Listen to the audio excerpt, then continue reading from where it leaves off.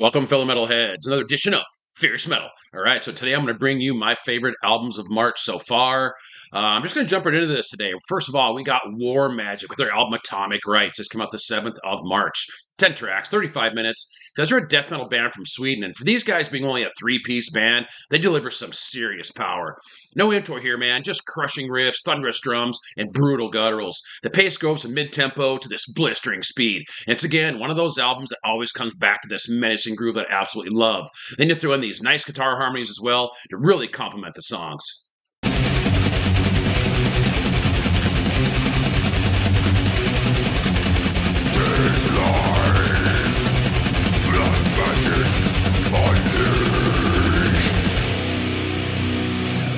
Next up, we have Shrine of Denial with their album I'm Moloch. This all came out the 7th of March. 8 tracks, 31 minutes. These guys are a blackened death metal band from Turkey. And this album from the very beginning just kind of lures you in with these doomy riffs, when these tortured vocals. Then it comes in like an out-of-control freight train that just runs you over. Devastating blast beats with these really cool tremolo-style ascending and descending riffs. They do a great job with pacing that adds some nice guitar harmonies, mid-tempo groove that break things up nicely. But you don't get a chance to breathe very long because this album is ferocious.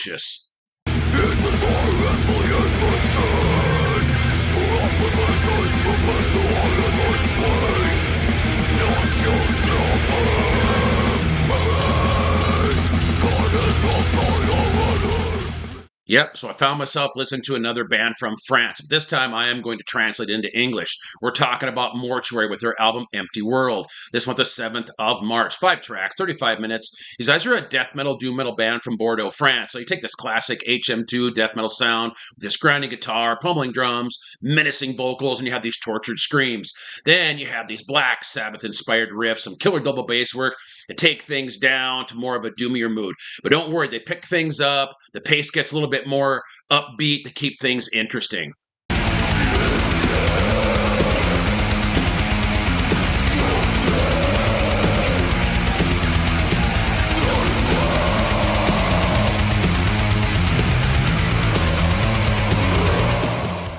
All right, next up we have ALZHAGOTH with their album Finem, which translates into To the End. This went the 14th of March. 8 tracks, 38 minutes.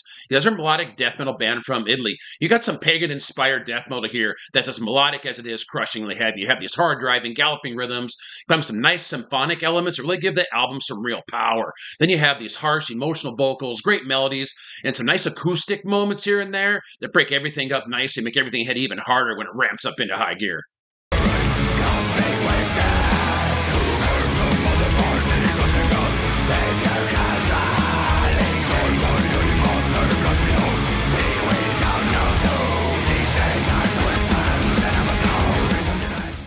Next up, we have DEPRAVER with their album Necrocryptic Obliteration. What an album title. This came out the 14th of March. 8 tracks, 43 minutes. These are a blackened thrash metal band from California. Now, I love it when an album goes straight for the jugular right out of the gate, immediately with these crushing riffs, thunderous drums, and these haunting, reverb-soaked demonic vocals. This album just oozes evil with every note played and every word spoken. And this pulsing snare drum, killer drum fills, pulverizing double bass that really drives this album. Sinister, blood-curdling screams that just add to the torment that this album delivers.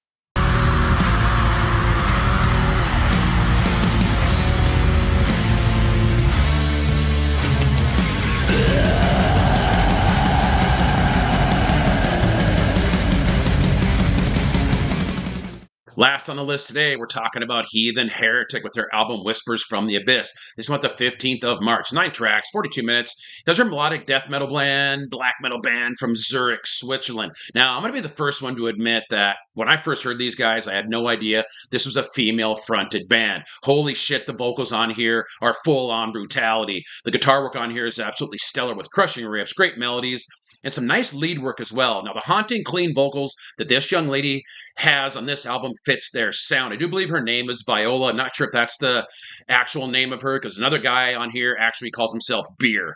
But anyway, you guys know how I feel about cleans and extreme music, but this fits so well. Check it out.